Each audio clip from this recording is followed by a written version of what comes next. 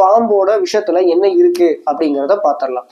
First ஒரு பாம்போட விஷயத்துல என்ன இருக்கும் அப்படின்னு கேட்டீங்கன்னா நியூரோடாக்சின் அப்படிங்கிற அந்த நச்சு பொருள் இருக்கும். நியூரோடாக்சினானது நம்மளோட நரம்பு மண்டலத்தை ஃபர்ஸ்ட் தாக்கிருச்சு அப்படின்னா சுவாச பிரச்சனை ஏற்படும். அதே மாதிரி தசை பிடிப்பு வந்து ஏற்படும்.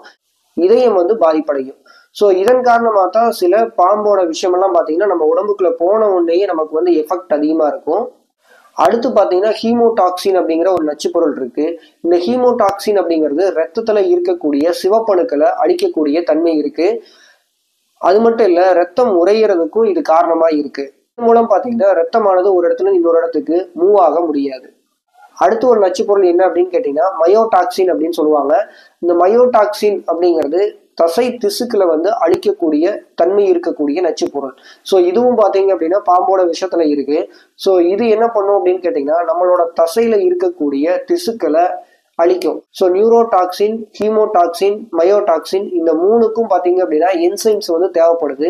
இந்த என்சைமானது அந்தந்த திசுக்களை அழிச்சு அது என்ன பண்ணுது அப்படின்னா இந்த விஷப்பொருட்கள்லாம் நம்ம உடம்புல எளிதா பரவுறதுக்கு பயன்படுது. இது மட்டும் இல்லாம புரோட்டீனும் பாம்போட விஷயத்துல இருக்குது.